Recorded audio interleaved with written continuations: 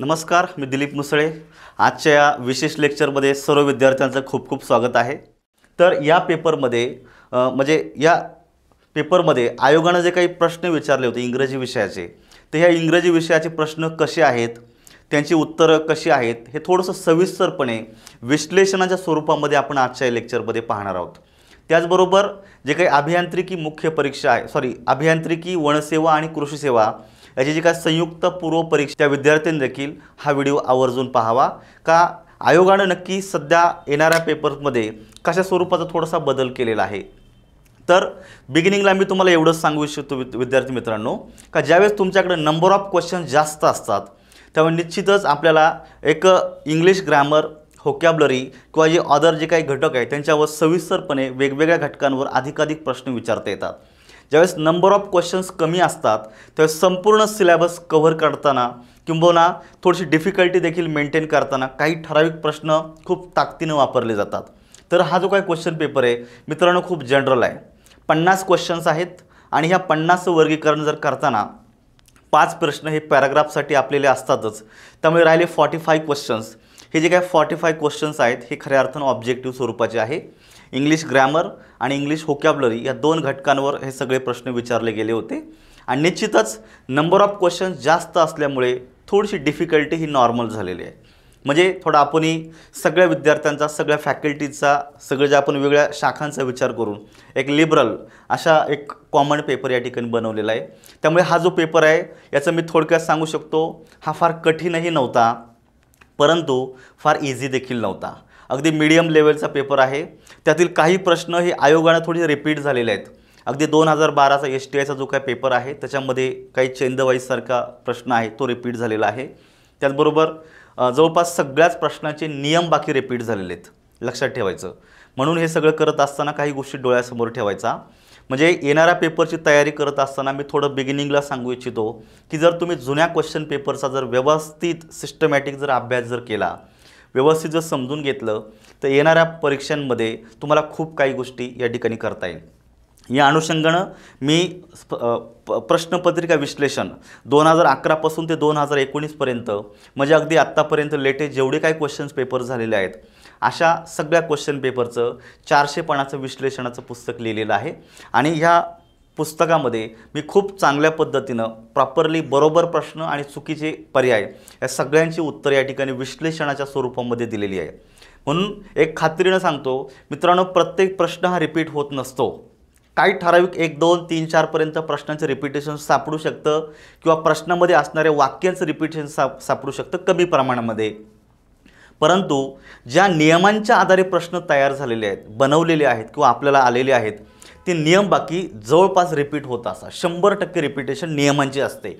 नियम प्रत्येक टॉपिकमध्ये लिमिटेड असतात. त्यामुळं या प्रश्नांमध्ये दडलेले जे नियम आहे ते व्यवस्थित जर समजून जर घेतलं तर येणाऱ्या पेपरमध्ये त्याच नियमांच्या आधारे जर प्रश्न आले तर बाकी इथं चुका व्हायची शक्यता जवळपास राहत नाही. ॲक्युरसी जास्तीत जास्त वाढते, कॉन्फिडन्स वाढतो आणि तुमच्या पेपर्समध्ये मॅक्सिमम तुम्हाला ॲक्युरसी वाढवता येत असते. त्यामुळे हा जो काही क्वेश्चन पेपर आहे थोडा पॉझिटिव्हली पहा, कशा प्रकारे याच्यामध्ये प्रश्न विचारलेत आणि याच्यामध्ये उत्तर कशी द्यायची.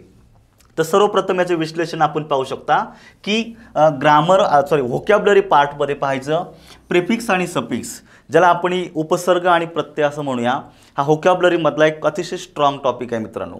ज्यावेळेस आपण व्होकॅब्युलरीची स्टडी करतो त्यावेळेस आपल्याला व्होकॅब्युलरीच्या बिगिनिंगला हा घटक जर आपण जर पाहिला तर तुम्हाला सिनोनिम असेल, अँटोनिम असेल, वन वर्ड सबस्टिट्यूशन असेल, अशा अनेक घटकांची तयारी करायला खूप इझी जातं. ही एक वर्ड फॉर्मेशन प्रोसिजर आहे, त्याला अफिक्सेशन असं म्हटलं जातं. त्याच्या मदतीनं आपण वेगवेगळे शब्द तयार करत असतो, वेगवेगळ्या पार्ट्स ऑफ स्पीचचे शब्द बनवत असतो. रूट वर्डला प्रिफिक्स आणि सफिक्स जोडून आपण वेगवेगळ्या अर्थाचे आणि वेगवेगळ्या पार्ट्स ऑफ स्पीचचे शब्द बनवतो. यावर आयोगाने आत्ताच्या पेपरमध्ये 3 प्रश्न विचारलेले आहेत. त्याच्यानंतर आलेले इडियम्स अँड फ्रेजेस, त्यापैकी जो इडियम्स आहे याच्यावर या ठिकाणी 4 प्रश्न विचारलेले आहेत. अँटोनिम या ठिकाणी 5 आणि सिनोनिम या ठिकाणी 5. विद्यार्थी मित्रांनो, या पेपरमध्ये खास वैशिष्ट्य असं आहे की सिनोनिम, अँटोनिम या एका घटकावर आयोगाने 10 प्रश्न तब्बल विचारलेले आहेत. त्यामुळे थोडंसं यांनी व्होकॅब्युलरीला ह्या पेपरमध्ये वेटेज जरा जास्त दिलेलं आहे. त्यामुळे रीडिंग करत असताना मी तुम्हाला सल्ला देऊ शकतो, माहिती सांगू शकतो का थोडं व्होकॅब्युलरी व्यवस्थित करा. पहा दुसरं दिलेलं आहे, वन वर्डच्या टॉपिकमध्ये या ठिकाणी 2 प्रश्न विचारलेले आहेत. साधारणतः 2-3 प्रश्न एक ऑन एन ॲव्हरेज पेपरमध्ये येतच असतात. या ठिकाणी पण 2 आलेले आहेत. फ्रेजेस जे आपण म्हणूया, फ्रेजेसवर 2 प्रश्न आलेले आहेत. अशा रीतीनं जर टोटल जर केले तर व्होकॅब्युलरी ह्या एका घटकावर 21 प्रश्न, म्हणजे आउट ऑफ 50 21 क्वेश्चन हे या ठिकाणी आपल्याला व्होकॅब्युलरी या घटकावर आले होते. त्याच्यानंतर आपण ज्यावेळेस ग्रामर सेक्शन पाहतो, लक्षात ठेवायचं की ज्यावेळेस क्वेश्चन नंबर ऑफ क्वेश्चन जास्त असतात तिथे आपल्याला वेगवेगळ्या टॉपिक्सवर जास्तीत जास्त प्रश्न हे टाकता येतात. प्रोनाऊनवर 1 प्रश्न आलेला आहे, त्याच्यानंतर ॲडजेक्टिव्हवर 1 प्रश्न आलेला आहे, वर्ब आणि जिरांडवर 1 प्रश्न आलेला आहे, ॲडव्हर्बवर 1 प्रश्न आलेला आहे, प्रिपोजिशनवर 2 आणि कंजंक्शनवर 1. अशा प्रकारे तुम्ही जर पाहिलं 1 2 3 4 5 6 7 प्रश्न हे आपले पार्ट्स ऑफ स्पीचवर विचारलेले. आणि मित्रांनो एक सांगतो की इथून मागचे जर पेपर जर पाहिले तर पार्ट्स ऑफ स्पीच ह्या घटकावरचे जे प्रश्न आहेत हे तुलनेनं अवघड होते, म्हणजे ॲटलिस्ट ॲव्हरेज पेपरमधले ॲव्हरेज प्रश्न होते. परंतु या पेपरमध्ये जे काही पार्ट्स ऑफ स्पीचचे प्रश्न आहेत हे तुलनेनं खूपच सोपे आहेत. म्हणजे मी तर सांगेल याचे शक्यतो तुमचे मार्क्स जाणार नाहीत, इतकं सोप्या पद्धतीचे पार्ट्स ऑफ स्पीचवर ह्या पेपरमध्ये प्रश्न विचारला आहे. त्याच्यानंतर टेन्सवर माझ्या मते 3 प्रश्न आहेत किंवा 2, अशा थोडासा कन्फ्युजन आहे. 2 ते 3 प्रश्न या पेपरमध्ये तुम्हाला विचारलेले आहेत. त्याच्यानंतर पाहू शकता तुम्ही यस नो टाईप क्वेश्चन, जो प्रश्नाचं स्वरूप आहे, structure of yes no type question, या ठिकाणी 1 प्रश्न याच्यावर विचारलेला आहे. त्याच्यानंतर क्वेश्चन टॅगवर 1 प्रश्न आलेला आहे. चेन द व्हॉइसवर मित्रांनो 4 प्रश्न आलेले आहेत. एक लक्षात ठेवायचं, चेन द व्हॉइसवर 4 प्रश्न आलेले आहेत आणि 4ही प्रश्न सगळ्यात सोपे आहेत. या ठिकाणी एकाही विद्यार्थ्याचा मार्क्स जाणार नाहीत याचे मी तुम्हाला सांगतो, कारण ज्याने थोडंसं वाचन जरी केलं असेल तर ह्या सगळ्या प्रश्नांची उत्तरं अगदी व्यवस्थितपणे देता येतील. त्याच्यानंतर ॲग्रीमेंटवर 1 प्रश्न आलेला आहे. बाय द वे जो शब्द कमिटी या शब्दाच्या संदर्भात आलेला टॉपिक आहे तो, या अगोदर त्या शब्दावर इतक्या वेळा प्रश्न येऊन गेलेला आहे, त्यामुळे हा प्रश्न देखील जे आता मेन्स दिलेले विद्यार्थी आहे त्यांच्यासाठी नवीन नव्हता. ऑलरेडी हा प्रश्न म्हणजे त्या टाईपचा प्रश्न, त्या शब्दावर प्रश्न ऑलरेडी येऊन गेलेला आहेत. त्याच्यानंतर आहे डायरेक्ट आणि इनडायरेक्ट, हा अगदी कॉमन आलेला टॉपिक आहे. त्याच्यानंतर डिग्रीवर 2 आलेले, 2ही प्रश्न अगदी नॉर्मल रेंजचे आहेत, सगळ्यांना उत्तर देता येऊ शकतं अशा स्वरूपाचं आहे. सिंथेसिस या घटकावर यावेळेस बाकी 4 प्रश्न विचारलेले आहेत. म्हणजे जनरली तुम्हाला मी सांगत असतो की क्लॉज नावाची एक संकल्पना आहे, मी तुम्हाला लेक्चरमध्ये देखील सांगत असतो. ज्यावेळी तुम्ही क्लॉज ही संकल्पना शिकता त्यावेळी तुम्ही ग्रामरला अगदी हाईटला झालेलं असतात, टॉपला आपण म्हणूया ग्रामरच्या.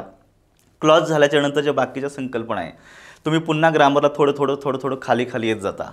म्हणजे जी टॉपची संकल्पना आहे, सगळ्यात ज्याला अवघड म्हणू शकतो किंवा ग्रामरचा पीक पॉईंट म्हणू शकतो, तो आहे तुमची क्लॉजची संकल्पना. तर क्लॉज आत्तापर्यंतचे जे पेपर्स आहेत त्यात जास्तीत जास्त प्रश्न ॲडव्हर्ब, ॲडजेक्टिव्ह, नाऊन क्लॉजवर, मेन सबऑर्डिनेट क्लॉजच्या कॉन्टॅक्ट्समध्ये विचारलेले आहेत. पण ह्या पेपरमध्ये बाकी क्लॉज जरा वेगळ्या पद्धतीने विचारला, तो म्हणजे सिंथेसिस. बाय द वे सिंथेसिसवर सेपरेट प्रश्न आयोग इथून मागं देखील विचारलेले आहेत, पण प्रमाण कमी होतं. या ठिकाणी 4 प्रश्न विचारलेत, पण हे देखील काही थोडीशी इन्फॉर्मेशन मी थोड्या वेळात सांगतो तुम्हाला, ती जर तुम्हाला पटली तर पहा. अगदी क्विकमध्ये काही छोटेसे इन्फॉर्मेशनच्या आधारे ह्या सगळ्या प्रश्नांची उत्तर देता येत होते. त्याच्यानंतर येतो तुमचा पंक्च्युएशन, हा देखील एक अगदी इझी प्रश्न आहे. अराउंड 25 क्वेश्चन्स ग्रामर ह्या टॉपिकवर या ठिकाणी त्यांनी विचारलेले आहेत. पण जर तुम्ही ग्रामर आणि व्होकॅब्युलरी ह्या दोघांचा जर तुम्ही विचार केला, लक्षात ठेवायचं ग्रामर आणि व्होकॅब्युलरी, तर याच्यामध्ये ॲव्हरेज जर विचार केला तर 35पर्यंत 35-36 एक ॲव्हरेज स्टुडंटला जायला हरकत नव्हती असं माझं प्रामाणिक मत आहे. ज्याचा चांगला अभ्यास आहे त्याला 30च्या वर, लक्षात ठेवायचं मी थोडा लिबरल बोलतो आहे, सगळ्यांना विचार धरून 30च्या वर मार्क्स पडायला काही हरकत नाही अशा स्वरूपाचा हा पेपर होता. आणि याच्यानंतर पुढचा जो घटक आहे तो पॅराग्राफ कॉम्प्रिहेन्शन. लक्षात ठेवायचं की सगळ्या पेपर्समध्ये पॅराग्राफ हा अगदी कंपल्सरी येत असतो. We have to read the given paragraph carefully and on the basis of your understanding we have to answer the questions given. त्या ठिकाणी दिलेल्या प्रश्नांची उत्तरही आपल्याला देणं अपेक्षित असतं. तर या ठिकाणी पॅराग्राफवर 5 प्रश्न आहेत जनरली, परंतु त्या 5 प्रश्नांपैकी एक प्रश्न परत एकदा सिनॉनिममध्ये विचारला होता. त्यामुळे पॅराग्राफच्या आधारित असा 4च प्रश्न या ठिकाणी आलेले, परंतु पॅराग्राफचे 5 प्रश्न या ठिकाणी गृहीत धरा. टोटल 50 क्वेश्चन आहेत आणि त्याचे 50 मार्क्स आहेत. मग आता ह्या पेपरमध्ये स्पेशालिटी काय आहे, ह्या पेपर असा वेगळा का वाटला, थोडा कन्फ्युजन का करणारा वाटला, याचं एकच कारण आहे मित्रांनो, की सगळ्या प्रश्नांमध्ये आत्तापर्यंत जे प्रश्न आलेले आहेत यामध्ये काय केलेलं आहे, ABCD 4 तुम्हाला जर पर्याय दिलेले असतील त्याच्या खाली तुम्हाला आन्सर ऑप्शन दिले जातात, only A, only B, only C आणि ओनली D वगैरे. तर यांनी 1 नंबरचा जर उत्तर असेल तर कुठंतरी 3, 4 मध्ये असा दिलेला आहे. म्हणजे अगदी स्ट्रेट फॉरवर्ड त्यांनी आन्सर दिलेले नाही आहे. थोडासा तुमचा वेळेचा प्रॉब्लेम असतो, म्हणजे अंडरस्टँडिंग किती पटकन होते आहे, तुम्ही किती क्विक आन्सर देऊ शकता, या सगळ्या गोष्टी जर विचार केला तर या पेपरमध्ये ज्या विद्यार्थ्यांना सिले मिस्टेक टाळल्यात तो विद्यार्थी खऱ्या अर्थानं जास्तीत जास्त स्कोर करू शकतो. म्हणजे या ठिकाणी थोडासा तुमचा स्ट्रेस ज्याला आपण म्हणूया की 1 तास वगैरे जो काय तुम्हाला जो काय वेळ आहे त्या वेळेमध्ये तुम्ही ॲक्युरसी बिल्टअप करण्यासाठी, ॲक्युरसी जास्तीत जास्त उत्तर देण्यासाठी तुम्ही किती काळजीपूर्वक पर्याय निवडता या ठिकाणी खऱ्या अर्थानं तुमचा कस लागलेला आहे. मग हाच याच्यामध्ये दिलेला प्रश्न आहे. एक्झॅक्टली काय आहे ते आता प्रश्नाच्या स्वरूपामध्ये मी तुम्हाला समजून सांगतो, सगळ्या गोष्टी तुमच्या मी क्लिअर करून टाकतो या ठिकाणी. तर आता या ठिकाणी माझ्याकडे जो सेट आलेला आहे लक्षात ठेवायचं, मी टेलिग्राम चॅनलवरून वेगवेगळ्या टेलिग्राम चॅनलवर या क्वेश्चन पेपरची काही लोकांनी PDF टाकली होती, त्यातली एक PDF मी डाउनलोड केली. तर ही जी काय PDF आहे तिचं मी या ठिकाणी झेरॉक्स करून घेतलेलं आहे आणि त्या झेरॉक्सचं सगळे प्रश्न PPTच्या अनुषंगाने टाईप करून त्याचं विश्लेषण आता मी तुमच्यासमोर करतो आहे. तर माझ्याकडे जो सेट आहे तो A सेट आहे, म्हणजे जो मला सापडला टेलिग्रामवर तोच मी झेरॉक्स केला, ज्याच्यावर काही लिखाण केलं नव्हतं, ज्याचं कोणी टिकमार्क केलं नव्हतं, असा कोरा पेपर भेटला, त्याचं मी या ठिकाणी ॲनालिसिससाठी घेतलेलं आहे. त्यामुळे निश्चितच A सेटप्रमाणे सगळ्यांनी पाहायचं आहे आणि जे प्रश्न आला आहे ते प्रश्नाचं उत्तर तुम्ही काळजीपूर्वक समजून घ्यायचं. आता या ठिकाणी पाहायचं आहे which of the following suffixes, topic व्यवस्थित पाहायचा, suffix prefix, suffixes correctly from the adjective, तुम्हाला ॲडजेक्टिव्ह बनवायचे of the word fog. Fog या शब्दाला काय कुठला अशा रीतीनं सफिक्स जोडला तर त्याचं ॲडजेक्टिव्हमध्ये रूपांतर होतं. ॲडजेक्टिव्ह सफिक्स या टायटलखाली आपण हा घटक पाहिलेला आहे. माझं basic to advance English vocabulary या घटकामध्ये हे सगळे ॲडजेक्टिव्ह सफिक्सेस, त्याला आपण वर्ब सफिक्सेस, नाउन सफिक्सेस आणि ॲडवर्ब सफिक्सेस मी खूप सविस्तर आणि व्यवस्थितपणे त्या ठिकाणी मांडून दिलेले आहे. जर तुम्हाला जर एक चांगलं रेफरन्स बुक शोधायचं असेल तर तुम्ही basic to advance English vocabulary by DS Musale and SN Jadhav हे पुस्तक तुम्ही या ठिकाणी मार्केटमधून देखील पाहू शकता. तर फॉग याचं जेव्हा तुम्ही ॲडजेक्टिव्ह बनवायचं असतं यासाठी लक्षात ठेवायचं फॉगिश असं होत नाही आहे, तर FOGGY फॉगी हा शब्द बरोबर ॲडजेक्टिव्ह होतो, लक्षात ठेवायचं. तर या ठिकाणी FOGY म्हणण्याऐवजी GY असा मोर ॲक्युरेट होतो आहे. फॉगस होत नाही आणि फॉगी असा शब्द होतच नाही.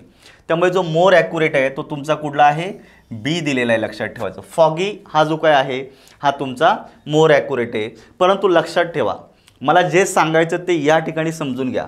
बऱ्याच वेळा विद्यार्थी गोंधळला जातो, वेळ कमी पडतो म्हणून फास्ट आन्सर देण्याच्या गडबडीमध्ये एक चूक होऊ शकते. ती म्हणजे बऱ्याच वेळा Aला तुम्ही 1 संबोधता, Bला तुम्ही 2 संबोधू शकता, Cला तुम्ही 3 संबोधू शकता आणि Dला तुम्ही 4 असं होऊ शकतो.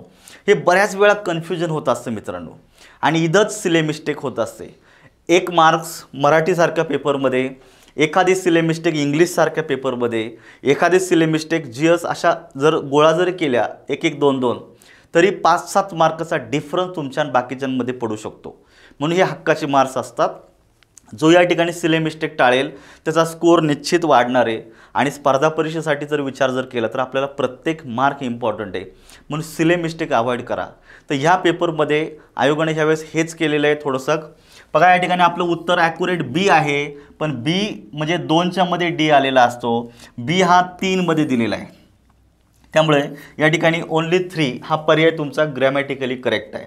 म्हणजे ह्या अनुषंगाने तुम्ही पाहायचं आहे, म्हणजे एक्झॅक्टली तुम्ही मॅच करून पहा, पुढं तुम्हाला हे सापडतं. ते घाई गडबडीमध्ये जर असं Bला जर पडदिशी 2 देऊन टाकलं ही सिले मिस्टेक होऊ शकते. त्यामुळे B हा एक्झॅक्टली हे 4 पैकी पुढे आलेला आहे, ते जर व्यवस्थित जर पाहिलं तर उत्तर तुम्हाला मिळून जाईल. आता या ठिकाणी बघायचं, choose the correct sentence with correct punctuation marks. Punctuation mark पण ते करेक्ट वापरायचं, लक्षात ठेवायचं. आत्तापर्यंत करेक्ट आणि इनकरेक्ट असे 2 टाईपचे प्रश्न विचारले जातात. करेक्ट पंक्च्युएशन वापरलेलं आपल्याला या ठिकाणी पाहायचं आहे. तुम्ही पाहू शकता हे चुकून आशेनं व्हाईट झालेलं आहे. लक्षात ठेवा हे काही उत्तर नाही आहे, पण लक्षात ठेवा ते घाई गडबडीत होतं एखाद वेळेस. बघा, oh doctor please help my child, she said. Doctor please do something quickly. म्हणजे आपण बोलताना सुद्धा आपला बोलण्याचा टोन बदलतो. प्लेन आपण रीडिंग करू शकत नाही, कारण टोन का बदलतो, तिथे विशिष्ट प्रकारचे पंक्च्युएशन वापरले जातात, विशिष्ट प्रकारचे एक्सप्रेशन्स त्याच्यामध्ये वाक्यामध्ये वापरलेले. म्हणजे कोणीतरी एखादं स्त्रीचा उल्लेख केलेला आहे, ती ओरडलेली आहे, ओरडली म्हणजे तिचा टोन वाढलेला आहे, ती विशिष्ट प्रकारचे एक्सप्रेशन त्या ठिकाणी दिलेलं आहे. डॉक्टरला उद्देशून मध्ये प्लीज डू समथिंग क्विकली, काहीतरी करा. म्हणजे ती अशानं विनवणी करत असते. एका वाक्यामध्ये दिलेले ओ डॉक्टर, ओ सारखं एक्सक्लेम लक्षात ठेवायचं, भाव इंडिकेट करणारा शब्द आलेला आहे. या ठिकाणी कुठलं पंक्च्युएशन यायला पाहिजे, तर तुम्ही जर पाहिलं याच्यामध्ये एकही पंक्च्युएशन आलेलं नाही आहे, एक्सेप्ट फुल स्टॉप. असं वाक्य असू शकत नाही आहे, लक्षात ठेवायचं. मग या ठिकाणी एक स्त्री तिच्या तोंडचं उद्गार असं आहे असं वापरलेलं आहे, त्यामुळे तिथं पण पंक्च्युएशन दिलेलं नाही आहे. या ठिकाणी अगदी आपलं सडन फिलिंग्स एक्सप्रेस करणारा ओ सारखा शब्द आला आहे, तिथं पण पंक्च्युएशन नसेल तर ते वाक्य चुकीचं आहे. म्हणजे याच्यामध्ये पंक्च्युएशन नसल्यामुळे हा पर्याय गेला ना. ओ डॉक्टर या ठिकाणी एक्सक्लामेटरी मार्क या ठिकाणी आलेला आहे, लक्षात ठेवायचं. तर एक्सक्लामेटरी मार्क या ठिकाणचा बरोबर आलेला आहे. Please help my child, she cried. Doctor please do something quickly. आता या ठिकाणी एक वाक्य झालेलं आहे, सी क्राईड, ती मोठ्यानं ओरडलेली आहे आणि तिच्या तोंडचं उद्गार या ठिकाणी दिलेलं आहे, doctor please do something quickly. म्हणजे एखाद्या व्यक्तीच्या तोंडचं उद्गार आहे असं शब्द ज्यावेळेस येतं ते आपल्याला double inverted comma, at least single inverted कॉमामध्ये पाहिजे होतं. या ठिकाणी कुठल्याही प्रकारचं मार्क नसल्यामुळे हा पर्याय देखील बरोबर आहे. भले फक्त एकच पंक्च्युएशन बरोबर आहे, पण पुढे तुमचे पंक्च्युएशन अपेक्षित होते ते दिले नाही. पाहायचं, ओ डॉक्टर या ठिकाणी फक्त कॉमा दिलेला आहे, परंतु मित्रांनो या ठिकाणी हे जे एक्सप्रेशन आहे ओ, याच्यानंतर आपल्याला एक्सक्लामेटरी मार्क पाहिजे होता.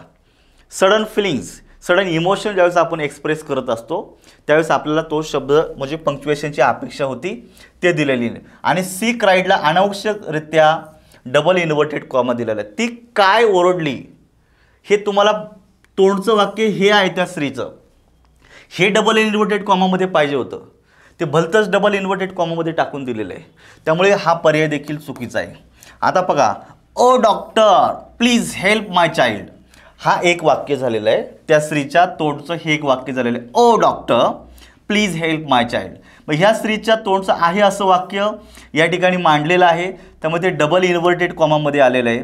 ओ डॉक्टर या ठिकाणी त्यांनी एक्सक्लामेटरी मार्क दिलेला आहे, तिच्या सडन फिलिंग्स एक्सप्रेस केलेली आहे, माझ्या लहान बाळाला वाचवा, हे तिचं वाक्य असल्यामुळे डबल इन्व्हर्टेड कॉमामध्ये घ्या. आणि अजून एक वाक्य आहे, त्यामुळे आपल्याला दुसरं वाक्य कॉमा देऊन विलग केलेलं आहे, सी क्राईड, ती मोठ्यानं ओरडली. मग काय ओरडली ते परत डबल इन्व्हर्टेड कॉमामध्ये दिला.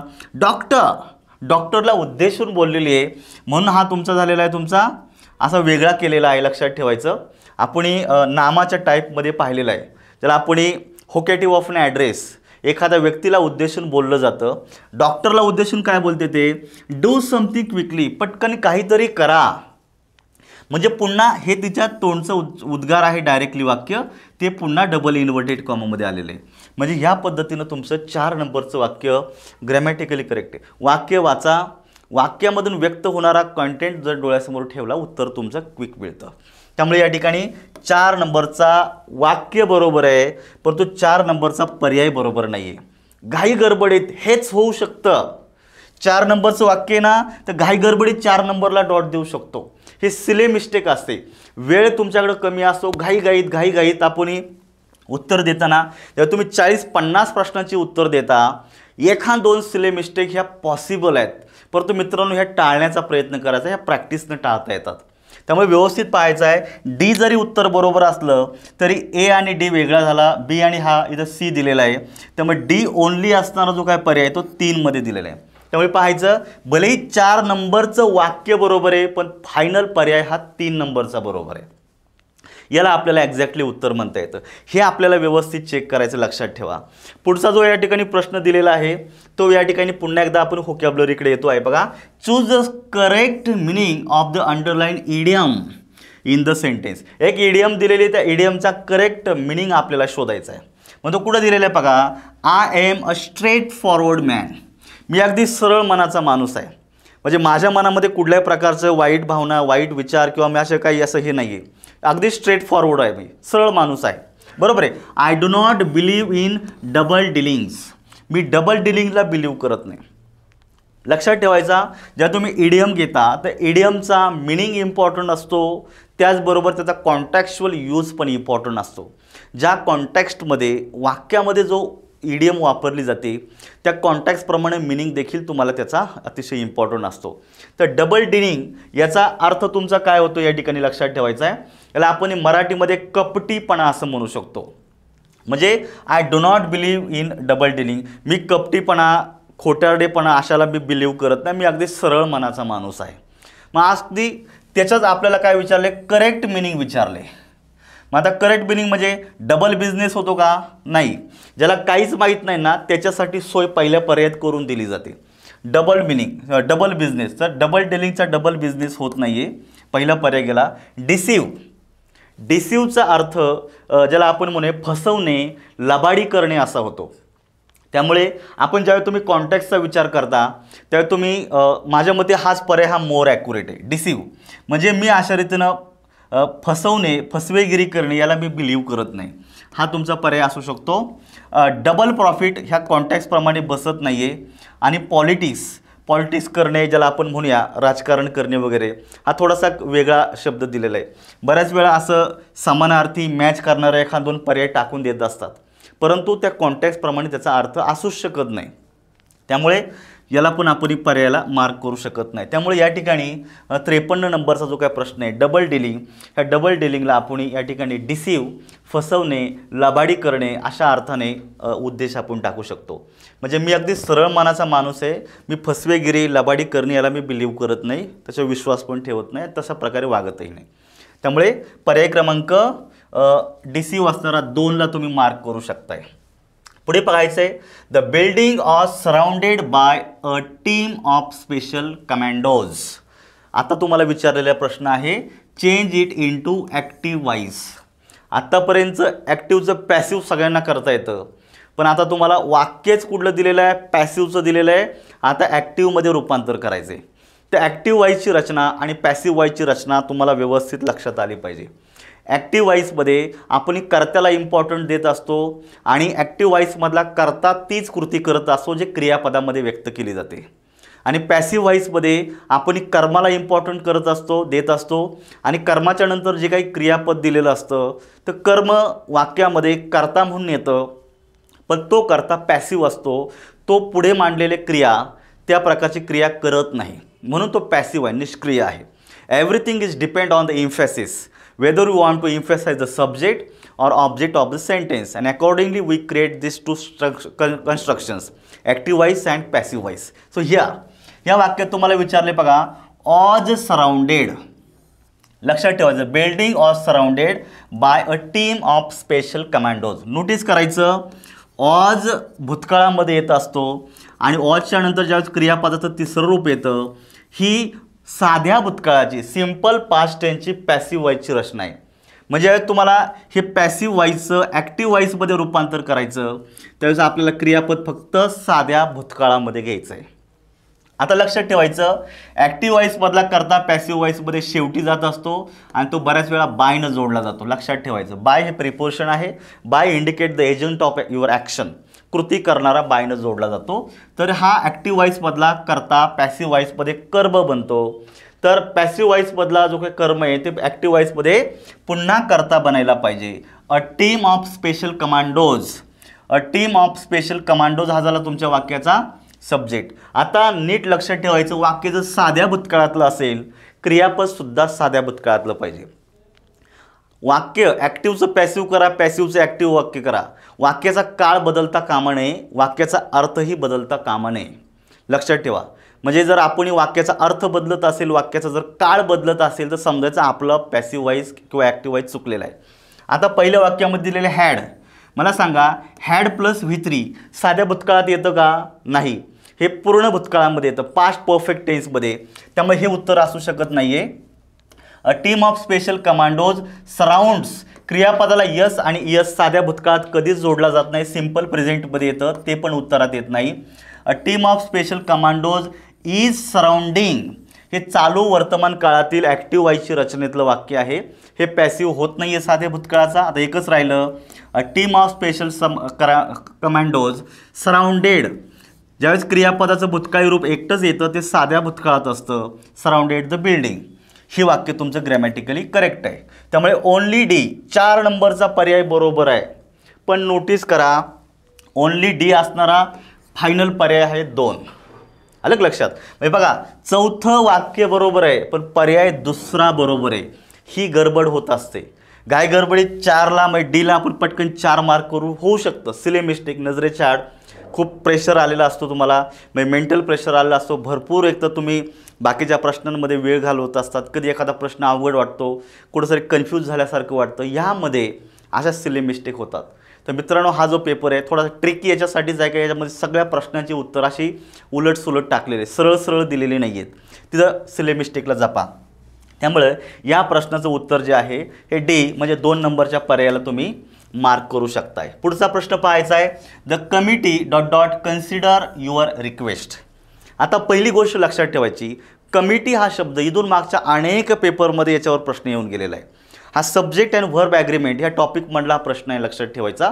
कमिटी हा कलेक्टिव्ह नाऊन आहे मित्रांनो, आणि ज्यावेळेस कलेक्टिव्ह नाऊन वाक्यामध्ये येत असतं ते एकवचनी अर्थानं किंवा अनेकवचनी अर्थानं तुम्ही वापरू शकता, डिपेंड ऑन यू. पण एक याच्यातला एक छोटासा नियम तुम्हाला सांगतो, ज्यावेळेस कलेक्टिव्ह नाऊन हा एकसंग गणलं जातं त्यावेळेस ते एकवचनी पकडायचं, आणि ज्यावेळेस ज्याला आपण म्हणूया सिंगल अनडिवायडेड बॉडी त्यावेळेस ते एकवचनी असं पकडायचं. आणि ज्यावेळेस कलेक्टिव्ह नाऊनमधील प्रत्येकाचा स्वतंत्र विचार दर्शविला जातो, म्हणजे डिव्हिजन असेल, मतांमध्ये विभागणी असेल, डिस्ट्रीब्युशन असेल वगैरे, त्यावेळेस ते अनेकवचनी कन्सिडर केलं जातं. डिपेंड, तुम्हाला जसं वापरायचं तसं वापरा, फक्त त्याच्यामध्ये सातत्य ठेवायचं आहे. म्हणजे जर क्रियापद एकवचनी जर घेतलं तर याचा अर्थ कर्ता एकवचनी तुम्ही कन्सिडर केला, मग त्या कर्त्यासाठी जर पुढे पर्सनल प्रोनाउन जर आलं ते सुद्धा एकवचनी घ्यायचं, म्हणजे सातत्य, एकसारखेपणा वाक्यामध्ये दिसला पाहिजे. आता याच्यामध्ये तसं काहीच दिसत नाही. The committee ... consider your request, याच्यामध्ये एकवचन अनेकवचन असा उल्लेख दिसत नाही. मग आता तुम्ही डोळ्यासमोर ठेवू शकता की कमिटीला जर एकवचनी म्हटलं तर या ठिकाणी काय येणार. बऱ्याच वेळा तुम्ही आर तर तुम्ही कन्सिडर नाही करू शकणार, कमिटी आर कन्सिडर नाही होणार, कमिटी इज कन्सिडर ही खूप पॉसिबिलिटी आहे. पण लक्षात ठेवायचं, इज इथं कन्सिडर्ड ईडी जोडलेला आहे म्हणजे V3 ही पॅसिव्हची रचना होते, B+V3. पण जर वाक्य जर पाहिलं, हा खरा ॲक्टिव्ह सब्जेक्ट आहे, त्यामुळे हे वाक्य पॅसिव्हचं नाही होऊ शकत. त्यामुळे या ठिकाणी इज पण चुकीचा आहे, आर पण चुकीचा आहे. आता हॅजच्या नंतर आपण V3 वापरतो, लक्षात ठेवायचं. तर कमिटी हॅव नाही म्हणू शकत, कारण असा एकवचनासारखा उल्लेख झालेला एकसंग बॉडी.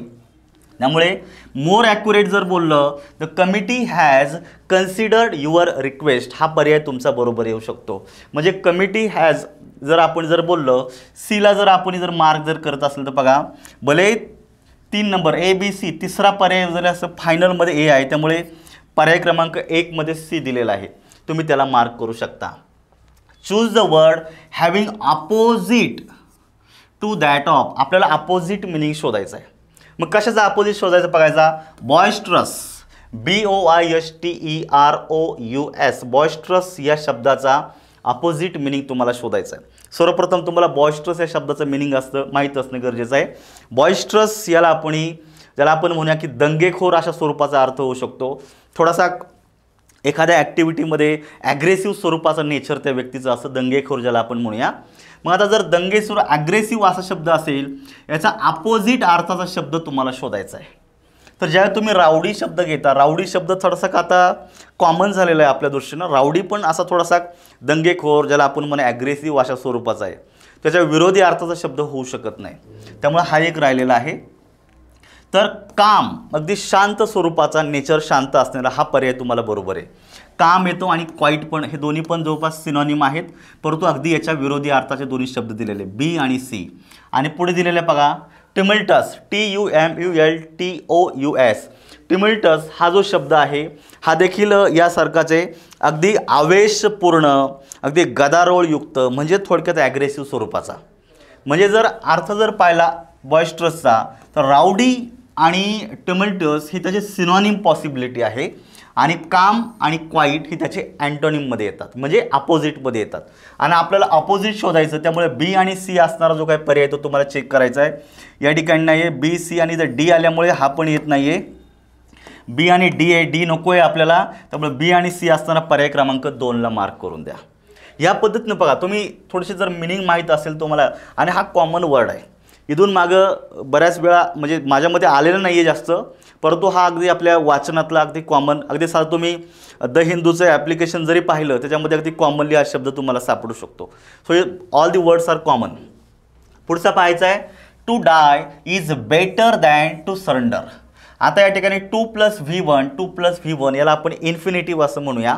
तर तुम्हाला काय विचारलेलं बघा, which one of the following sentences म्हणजे एक कुठलं तरी असं वाक्य शोधायचं आहे, सबस्टिट्यूट म्हणजे अल्टरनेटिव्ह, या वाक्याला अल्टरनेटिव्ह शोधायचं आहे, a gerund of infinitive in the sentence above. ते जे इन्फिनिटिव्ह आहे याला सबस्टिट्यूट वापरायचे काय तुम्हाला, जरंड। आता जरंड म्हणजे काय हे तुम्हाला माहीत असलं पाहिजे, क्रियापदाचं ING युक्त रूप तुम्हाला वाक्यामध्ये वापरायचं आहे, लक्षात ठेवायचं। याच्या अगोदर आपल्याला सहाय्यकारी क्रियापद घ्यायचं नाही आहे, म्हणजे बीचं रूप तुम्हाला घ्यायचं नाही, एमिजार ऑजवेअर बी वगैरे या ठिकाणी वापरायचे नाही आहे, फक्त क्रियापदाचं ING युक्त रूप वाक्यामध्ये नामासारखं फंक्शन करतं त्याला आपण जरंड असं म्हणूया। हे जरंडचा वाक्यामध्ये वापर करायचा आहे। बघा to dying is better than to surrender, या ठिकाणी पुन्हा इन्फिनिटिव्ह आहे असं ठेवलेलं आहे। To die is better than surrendering या पद्धतीचं वापरलेलं, या ठिकाणी टू डाय हे अशाच पद्धतीने ठेवलेलं आहे। आता dying is better than surrendering अशा प्रकारचं दोनही ठिकाणी तुम्हाला काय केलेलं आहे त्यांनी अशा जरंड वापरून दिलेलं आहे। Dying and surrendering are better, थोडासा अर्थामध्ये बदल झालेला आहे, म्हणजे मूळ वाक्य जे आहे बेटर दॅन कंपॅरिझन केलेली एकाची दुसऱ्याबरोबर, तर चौथ्या वाक्यात तो बसत नाही आहे, कंपॅरिझन होत नाही आहे, त्यामुळे आता राहिले ABC। थोडासा असा डाऊटफुल टाईपचा प्रश्न आहे हा, थोडासा का आपण बेटर आपण मोर ॲक्युरेट जर उत्तर द्यायचं असेल तर मी यासाठी डाईंग इज बेटर दॅन सरेंडिंगला आपण मार्क करू शकतो। ओनली सी या 4मध्ये दिलेला आहे, पण तरी पण मी नम्रपणे सांगतो आपण थोडासा यासाठी आन्सर कीची वाट पाहिलेली बरी राहील। एक 2-4 क्वेश्चन संपूर्ण पेपरमध्ये असे थोडेसे डाऊटफुल असतात, थोडासा थांबलेलं विचार केलेलं ह्या प्रश्नाच्या दृष्टीनं बरोबर आहे। मोर ॲक्युरेट मी या ठिकाणी सीला म्हणजे अशा रीतीनं मी सीला मार्क करून दिलेलं आहे, C 4मध्ये दिलेलं आहे, तरी पण थोडंसं का आपण 1-2 असे प्रश्न आहेत का थोडंसं का आपल्याला एक्सपर्ट्सचं त्यांचे जे काही फायनल आन्सर की प्रमाणे आपण म्हणतो त्याचे उत्तर पाहिलेलं बरं राहतं, कारण इथून मागं असे बरेच प्रश्न आलेले आहेत का त्या ठिकाणी आपण सेकंड आन्सर कीमध्ये देखील आपलं आर्ग्युमेंट मांडतो, काही प्रूफ दाखवतो, तरी पण थोडंसं एक्सपर्ट काही प्रश्नांवर ठाम असतात, त्यामुळे थोडंसं या प्रश्नाच्या बाबतीत आपण तसा विचार केलेला बरा। त्यामुळे इथं 4 उत्तर हे टेंटेटिव्हली तुम्ही मोर ॲक्युरेट समजा, लक्षात ठेवायचं आहे। पुढे दिलेलं बघा, choose the correct meaning of the underline idiom in the sentence. आपल्याला या अंडरलाइन इडियमचा अर्थ शोधायचा आहे, कॉन्टेक्स्चुअली अर्थ बघा, it is with the help of the gift of the gab that he convinces everyone. Convince म्हणजे प्रत्येकाचं मन वळवणे, तर हे काय दिलेलं आहे गिफ्ट ऑफ द बॅग, ही माझ्या मते लक्षात ठेवा 11 ते 19 जर पकडलं तर 5-7 वेळा येऊन गेलेला शब्द आहे, येऊन गेलेली इडियम आहे ही नवीन नाही आहे मित्रांनो, खूप जुने इडियम आहे आणि बऱ्याच वेळा कॉम्पिटेटिव्ह एक्झामला आलेली आहे। त्याच्या अगोदर तुम्ही स्टाफ सिलेक्शन असेल, बँक एक्झाम असेल, तिथं पण येऊन गेलेले आहेत, कॉमन आहे। त्याला आपण गिफ्ट ऑफ गॅपचा अर्थ या ठिकाणी पॉवर ऑफ स्पीच असं म्हणूया, ज्याला आपण वक्तृत्व कला आपण म्हणूया, उत्कृष्ट संभाषण ज्याला आपण म्हणूया, संभाषण कौशल्य अशा स्वरूपाचं दिलेलं पॉवर ऑफ स्पीचला मार्क करू शकता। Which one of the following words correctly matches the explanation, आपल्याला मॅच करायचं आहे, बघायचं a person who fails in the performance of his duty. एक असा कुठला व्यक्ती आहे का तो त्याच्या प्रकारची जे ड्युटी आहे त्याचं कर्तव्य करायला काय झालेला, तो फेल झालेला आहे म्हणजे कमी पडलेला आहे।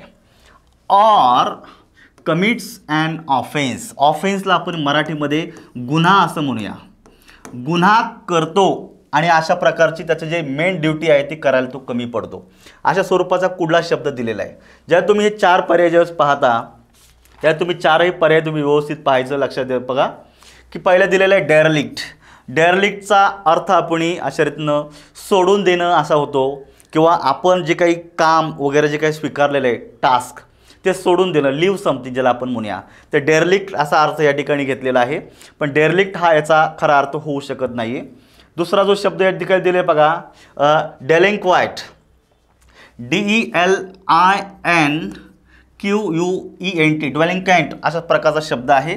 तर डेलिंक्वेंट हा जो शब्द आहे तर या ठिकाणी त्याचा खरा अर्थ या ठिकाणी तो बसू शकतो, ज्याला आपण अपराधी किंवा दोषी पण असं म्हणू शकतो.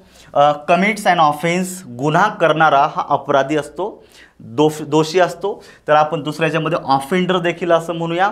आणि याचाच दुसरा अर्थ या ठिकाणी लक्षात ठेवायचं आहे की आपली जी जबाबदारी असते, आपलं जे टास्क असतं, जे आपल्याला जे काही काम नेमलेलं आहे, ही जबाबदारी आपण टाळतो. So it means who fails to perform his duty. तर ह्या दोघांसाठीही कॉमन वर्ड डेलिंक्वाइंट असा होतो आहे. त्यामुळे या ठिकाणी बी असणारा जो काय पर्याय तो तुमचा बरोबर आहे. कल्प्रिट म्हणजे गुन्हेगार, गुन्हा करणारा असं लक्षात ठेवायचं आहे. आणि डेलिंटांटी असा एक शब्द या ठिकाणी दिलेला आहे. तर डेलिंटांटी लक्षात ठेवायचं, त्याला आपण म्हणू शकतो की ज्याच्याकडं थोडं अर्धवट स्वरूपाचं नॉलेज आहे, ज्ञान आहे, अशा स्वरूपाचा व्यक्ती आहे. तो डेलिंटांटी देखील कॉन्टेक्स्टप्रमाणे बसत नाही आहे. त्यामुळे ओन्ली बीला तुम्ही मार्क करू शकता. तर या ठिकाणी अगदी सरळ सरळ अर्थाप्रमाणे तुम्हाला 2 नंबरचा जो बरोबर पर्याय देखील ओन्ली बी या ठिकाणी दिलेला आहे. असा एखादा मॅच होतो, पण जनरली सगळेच मॅच होत नाही आहे. त्यामुळे वन वर्ड सबस्टिट्यूशनसारखे आलेला प्रश्न लक्षात ठेवा. With which of the following words does prefix sub match correctly. Sub हा प्रेफिक्स आहे. सब ज्याला आपण म्हणूया की गौण, उप अशा स्वरूपाचा. मग आता सब हे प्रेफिक्स जोडण्यासाठी काही शब्द रूट वर्ड पुढे दिलेले आहेत, रूट वर्ड शोधायचे. तर जनरली आपण सब हरास अशा प्रकारचा शब्द करत नाही आहे. सब ॲब्सर्ड, ॲब्सर्ड ही खूप मोठी टर्म आहे, लिटररी टर्म आहे, लक्षात ठेवायचं. सब ॲब्सर्ड वगैरे अशा प्रकारचा पण शब्द प्रयोग नाही आहे आपल्याकडं. But we simply say sublet or we say sub human. So B and D are right. Sub human हा एक शब्द होऊ शकतो आणि सबलेट हा शब्द देखील याला प्रॉपरली मॅच करता येऊ शकतो. त्यामुळे बी आणि डी तुम्हाला असलं पाहिजे.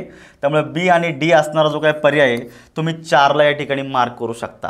त्यामुळे या पद्धतीनं थोडासा अर्थ त्याचा जर माहीत असेल तर तुम्हाला अजून ते जरा बेटर राहतं. बघायचं, मिस्टर मेहता मॅनेजेस, ज्यावेळेस क्रियापदाला यस किंवा यस प्रत्यय जोडलं जातं ते वाक्य साध्या वर्तमान काळामध्ये असतं. आणि साध्या वर्तमान काळात क्रियापदाला यस किंवा यस तेव्हाच जोडलं जातं जेव्हा वाक्याचा कर्ता थर्ड पर्सन सिंग्युलर असतो. वाक्य साध्या वर्तमान काळातलं आहे. Manages a big industrial empire. मित्रांनो, हे 2012च्या पेपरमधलं वाक्य आहे असं रिपीट झालेलं आहे. म्हणजे थोडंसं रिपीटेशन पण सापडतं आणि जिथं रिपीट नाही तिथं नियम रिपीट होतात, काही ठिकाणी वाक्य रिपीट होतं वगैरे. या ठिकाणी विचारले change it into passive voice. तुम्हाला आता पॅसिव्ह व्हॉइस शोधायचं आहे. ज्यावेळेस वाक्य ॲक्टिव्ह व्हॉइसमध्ये असतं, सब्जेक्टच्या नंतर आपण क्रियापदाचं मूळ रूप घेतो आणि पुढे आपण ऑब्जेक्ट वापरत असतो. अशा वाक्याचा पॅसिव्ह व्हॉइस ज्यावेळेस आपण करतो, लक्षात ठेवायचं पॅसिव्ह व्हॉइसमध्ये कंपल्सरी बी प्लस क्रियापदाचं तिसरं रूप ही रचना करत असतो. जर तुम्हाला जर एकाच वाक्यामध्ये एकाच ओळीमध्ये जर चेंज द व्हॉइस म्हणजे पॅसिव्ह व्हॉइस जर तुम्हाला स्ट्रक्चर समजून घ्यायचं असेल तर नोटीस करा, पॅसिव्ह व्हॉइसमध्ये कंपल्सरी बी प्लस क्रियापदाचं तिसरं रूप वापरलं जातं. मग बी म्हणजेच काय, एम इज आर, ऑज, वेअर, त्याच्यानंतर बी डबल ई एन बीन आणि BEING बीइंग, या सगळ्या शब्दांचा मिळून आपण बीचं रूप तयार झालं आणि त्याच्यानंतर तिसरं रूप आलेलं आहे क्रियापदाचं. तर आता ऑब्जेक्टनं वाक्याची सुरुवात करूया. वाक्य साध्या वर्तमान काळातलं असल्यामुळे या ठिकाणी एम इज आर आपण वापरून घ्यायचं आहे. त्याच्यानंतर आपण पॅसिव्हची रचना आहे, एम इज आर म्हणजेच बी आणि बीच्या नंतर तिसरं रूप येतं, लक्षात ठेवायचं. म्हणजे या ठिकाणी तिसरं रूप झालेलं आहे, बी प्लस V3ची रचना झालेली आहे. Object am is are plus V3. जर काही ॲडिशनल भाग असेल ऑब्जेक्टच्या शिवाय, कॉम्प्लिमेंट, ॲडव्हर्बियल वगैरे, तो क्रियापदानंतर टाका. जर नसेल काही तर बायनं तुम्ही तुमचा मूळ जो सब्जेक्ट आहे ॲक्टिव्ह व्हॉइसमधला तो पॅसिव्हमध्ये शेवटी जोडून द्या. आलं लक्षात. आणि ॲक्टिव्ह व्हॉइसमधलं कर्म पॅसिव्ह व्हॉइसमध्ये सुरुवातीला ते कर्ता म्हणून येत असतं. कन्फ्युजन नको म्हणून पुन्हा ओस ठेवलेलं आहे, पण तो आता सब्जेक्ट झालेला आहे आणि तो सब्जेक्ट वाक्यात दर्शवलेली कृती करत नाही. तर पहा, वाक्य साध्या वर्तमान काळात जर पॅसिव्ह व्हॉइस करायचा, मग M is are plus V3 असलेली रचना शोधा. आता तुम्ही पहिलं वाक्य पाहायचा, इज मॅनेज्ड. बघा, mister Mehta is managed by a big industrial empire. वाक्याचा ॲक्टिव्ह व्हॉइसमधला करता पॅसिव्हमध्ये शेवटी जायला पाहिजे होता, त्यांनीच पुन्हा सुरुवात केली. पॅसिव्ह व्हायची सुरुवात ॲक्टिव्ह व्हायच्या कर्त्यानं नाही करायची, आपल्याला तो शेवटी जोडायचा. त्यामुळे पहिलं वाक्य गेला big industrial empire is managed. आता इज या ठिकाणी आलेलं आहे, मॅनेज V3 आलेला आहे. ही रचना तुमची ग्रॅमॅटिकली बरोबर आहे. म्हणजे या पद्धतीनं तुम्ही हे उत्तर काढलेलं आहे. पुढे बघायचं, इज बिंग मॅनेज. आता बिंग हा चालू काळामध्ये वापरला जातो. कंटिन्युअस टेन्समध्ये am is are plus being plus V3 ही प्रेझेंट कंटिन्युअस टेन्सची पॅसिव्ह व्हॉइसची रचना आहे. आपलं वाक्य सिम्पल प्रेझेंट असल्यामुळे हे पण येत नाही आहे. Big industrial empire had been manage. Past perfect continuous टेन्सचा पॅसिव्ह व्हॉइसची रचना आहे. हॅड आपण वर्तमान काळामध्ये घेत नाही आहे, त्यामुळे ही रचना देखील होत नाही आहे. आता ओनली बी असणारा जो काय पर्याय तो तुम्ही शोधू शकता. 1ला तुम्ही या ठिकाणी मार्क करू शकता. म्हणजे 61 नंबरचा जो काय प्रश्न आहे तो भलेही पर्याय 2 नंबरचा बरोबर आहे, पण फायनल आन्सर 1 मध्ये दिलेला आहे. ही चूक होऊ शकते जनरली. म्हणजे बऱ्याच वेळा 2ला म्हणजे बीला तुम्ही 2 असं कन्सिडर करू शकता घाईमध्ये, तर ते चेक करायचं आहे. 1 मध्ये बी हा पर्याय दिलेला आहे. पुढे बघा, match the following similar meaning. हे व्यवस्थित पहा, चला गडबड नाही करायची. बऱ्याच वेळा काय होतं, अपोजिट मिनिंग मांडलं जातं आणि आपण घाई गडबडीमध्ये प्रश्न पाहत नाही, सिमिलॅरिटी शोधत बसतो. तर एक्झॅक्टली सिमिलर मिनिंग शोधायचा का, अपोजिट मिनिंग शोधायचा, म्हणजे सिनॉनिम अँटोनिम हे व्यवस्थित पहा. तुमची उत्तरं शोधायला तुम्हाला त्याची पण मदत होऊ शकते. आता या ठिकाणी आपल्याला हे दिलेले बघायचं, 4 शब्द दिलेले आहेत ABCD आणि इकडं पुन्हा त्याचे 4 पर्याय दिलेले आहेत. यांच्यामध्ये अर्थामध्ये सिमिलॅरिटी असणारे पर्याय जे आहे ते तुम्हाला शोधायचं आहे. आता या ठिकाणी तुम्हाला पहिलं पाहिजे कंप्लान्सेट, COMPLACENT. कंप्लान्सेट याचा अर्थ होतो सेल्फ सॅटिस्फाईड, ज्याला म्हणूया आत्मसंतुष्ट. तो स्वतः समाधानी आहे. लक्षात ठेवा, हावरट नाही आहे किंवा काही मिळवण्यासाठी जास्त ॲग्रेसिव्ह पण नाही आहे. समाधानी स्वरूपाचा सेल्फ सॅटिस्फाईड ज्याला आपण म्हणूया आत्मसंतुष्ट. त्यामुळे 1ला तुम्ही 3 अशी प्रकारची जोडी देऊ शकता. मग Aला 3 या ठिकाणी पण आहे, Aला 3 या ठिकाणी पण आहे. म्हणजे निश्चित 1 आणि 2 या ठिकाणी उडाले. आता 3 आणि 4 मध्ये स्पर्धा सुरू झाली. मग पुढे चालायचं, जंटल स्पेलिंग व्यवस्थित पाहायचा, GENTLEL. जंटलचा अर्थ या ठिकाणी आपल्याला घ्यायचा आहे सभ्य, अगदी सभ्य स्वरूपाचा. मग सभ्यला तुम्ही कम्प्लिटली डिस्ट्रॉयड होऊ शकत नाही, डिलिजंट नाही, स्टायलिश होऊ शकतो. थोडासा सिमिलॅरिटी आहे, लक्षात ठेवायचं. अगदी पार आहे असा कट टू कट बसत नाही आहे. But we simply say gentle, it means stylish. Stylish असतो म्हणजे निश्चित त्याचं वे ऑफ बिहेवियर अकॉर्डिंगली असू शकेल, चांगल्या स्वरूपाचा, सभ्य स्वरूपाचा. त्यामुळं आता बीला तुम्हाला 1 अशा प्रकारे मार्क करायचे. आता तुम्ही उत्तराच्या अगदी जवळ आलेला आहे. बीला तुम्ही 1 सोडलेला आहे. या ठिकाणी अगदी क्लिअर आहे, जेंटिल म्हणजे डिस्ट्रॉईड तर होऊ शकत नाही आहे. त्यामुळे या ठिकाणी जर नसेल बसत तुम्ही इथंच तुमचं उत्तर फायनल करू शकता. इतकं क्लिअर झालेलं आहे. म्हणजे 2 शब्दांच्या आधारे उत्तर फायनल झालं, तरी पण उरलेले 2 चेक करा. इंडस्ट्रियस याचा अर्थ मेहनती असा होतो, लक्षात ठेवायचा. हार्ड वर्किंग अशा स्वरूपाचा होतो. तर आपल्याला पुढे दिलेला आहे बघा शब्द डिलिजंट, हा सिनोनिम आहे. डिलिजंटचा अर्थ देखील मेहनती, हार्ड वर्किंग असाच होतो. त्यामुळे सीला तुम्ही 2 जोडायचे. सीला 2 जोडणारा पर्याय या ठिकाणी आहे. याच्या आधारे देखील उत्तर तुमचं फायनल झालेलं आहे. आता शेवटचं एकच असणार आहे, raze it means to completely destroy something, काहीतरी समूळ नायनाट करणे, नष्ट करणे. त्यामुळे डीला बरोबर आहे. त्यामुळे पर्याय क्रमांक 4ला मार्क करून द्या. ह्या पद्धतीनं मित्रांनो कधी कधी 2 उत्तरांच्या आधारे म्हणजे 2 शब्दांच्या आधारे तुमचं उत्तर मिळू शकतं. कधी कधी तिसऱ्याची आवश्यकता असते. कधी कधी इतकं जर आपण म्हणूया की त्याच्यामध्ये हे ठेवलं जातं सस्पेन्स, 4ही पर्याय माहीत असल्याशिवाय उत्तर देता येत नाही. हा तुलनेला खूप सोपा शब्द आलेला आहे. बाय द वे सगळे जे शब्द आहेत याच्यातला एकही शब्द नवीन नाही. माझ्या बेसिक टू ॲडव्हान्स इंग्लिश व्होकॅब्युलरच्या पुस्तकात सगळ्या शब्दांचे मिनिंग तुम्हाला आहे असे दिलेले. थोडासा चांगला जर कंटेंट जर तुम्ही रेफर जर केला, निश्चित असे थोडेसे कन्फ्यूज वाटणारे शब्द तुम्हाला व्यवस्थितपणे प्रिपेअर करता येईल. पण हे तुम्हाला माहीत असणं खूप गरजेचं आहे मित्रांनो, कारण इथं एक मार्क परीक्षेसाठी आपल्याला खूप इम्पॉर्टंट आहे. पुढे पाहायचे बघा, he left early ... he arrived late as usual. आता या ठिकाणी 2 वाक्य दिलेले, तुम्ही 2 वाक्य व्यवस्थित पाहायचे. पहिलं वाक्य समजून घ्या, which one of the following connector शोधायचं आता. Correctly fills in the blanks in the sentence above to show contrast. आता इथं कॉन्ट्रास्ट दिलेलं आहे. मग आता पहिली गोष्ट तुम्हाला शोधायची, कनेक्टर म्हणजे आपल्याला दोन वाक्यांना जोडणारा शब्द. आता जोडणारा शब्द हा मुख्यत्वे काय येत असतं, कंजंक्शन येत असतं. मग कंजंक्शन असं कुठलं कंजंक्शन आहे का ते तुम्हाला कॉन्ट्रास्ट दर्शवितं. तर लक्षात ठेवायचं, कोऑर्डिनेटिंग कंजंक्शन ज्यावेळी तुम्ही वाचता, माझ्या नोट्समध्ये माझ्या पुस्तकामध्ये याला खूप सविस्तरमध्ये टाकलेलं आहे. कोऑर्डिनेटिंग कंजंक्शनचे 4 प्रकार आपण पाहिलेले आहे. क्युम्युलेटिव्ह कंजंक्शन असेल, ॲडव्हर्सेटिव्ह कंजंक्शन असेल, डिसजंक्टिव्ह कंजंक्शन असेल आणि इलॅटिव्ह कंजंक्शन. तर हा जो याचा जो काही कोऑर्डिनेटिंग कंजंक्शन आहे, तर ह्या कोऑर्डिनेटिंग कंजंक्शनमध्ये आपल्याला लक्षात ठेवायचं आहे, क्युम्युलेटिव्ह कंजंक्शन आपल्याला दिलेलं आहे. याच्यामध्ये पहिला अँड काय करत असतं, फक्त 2 वाक्य जोडण्याचं काम करतं. ह्या 2 वाक्यांमध्ये कुठल्याही प्रकारचा विरोधाभास नाही आहे, कुठल्याही प्रकारची एकाचा दुसऱ्यावर डिपेंडन्सी नाही आहे, कुठल्याही प्रकारे ज्याला आपण म्हणूया की अल्टरनेटिव्ह दिलेलं नाही आहे. जस्ट आपण 2 क्लॉज 2 वाक्यांवर जोडण्याचं काम करतो. त्या ठिकाणी तुम्ही क्युम्युलेटिव्ह कंजंक्शन वापरता. तर या ठिकाणी आपल्याला कॉन्ट्रास्ट शोधायचा, त्यामुळे निश्चित अँड यायला नको आहे. आता पुढे जर आपण गेलात तर तुम्हाला सापडतो तुम्हाला ॲडव्हर्सेटिव्ह कंजंक्शन. याच्यामध्ये एक इम्पॉर्टंट टाईप आहे ॲडव्हर्सेटिव्ह. तर या ॲडव्हर्सेटिव्ह कंजंक्शनमध्ये आपण एक कॉन्ट्रास्ट शोधत असतो. आणि मग ॲडव्हर्सेटिव्ह कंजंक्शनमध्ये इथं एकच दिलेलं आहे, ते म्हणजे तुमचं नेव्हरदलेस. नेव्हरदलेसचा अर्थ होतो जनरली बघायचं की असं असून सुद्धा, असं असलं तरीही. म्हणजे वाक्य तुम्ही बघा, he arrived late as usual. तो नेहमीप्रमाणे उशिरा आला. मग आपण काय कन्सिडर करतो, अरे तो कामावर उशिरा आला म्हणजे ॲटलीस्ट थोडा वेळ जास्त वेळ थांबल, कारण तो उशिरा आलेला आहे. मग तो उशिरा आलेला असून सुद्धा तो लवकर गेला. म्हणजे 2 आयडियामध्ये काय केलेलं आहे, कॉन्ट्रास्ट दर्शवलेला आहे. म्हणून कॉन्ट्रास्ट दर्शविणारच कंजंक्शन या ठिकाणी आपल्याला वापरायचं आहे. ते झालं तुमचं नेव्हरदलेस. आणि आता लक्षात ठेवायचं, इथं मोर ओव्हर आलेलं आहे आणि हेन्स आलेलं आहे. मोर ओव्हर हे समजून घ्यायचं या ठिकाणी की मोर ओव्हर हा आपला ॲडव्हर्ब आहे, याचा अर्थ होतो बिसाइड्स. त्यामुळे हा कनेक्टर या ठिकाणी बसत नाही आहे.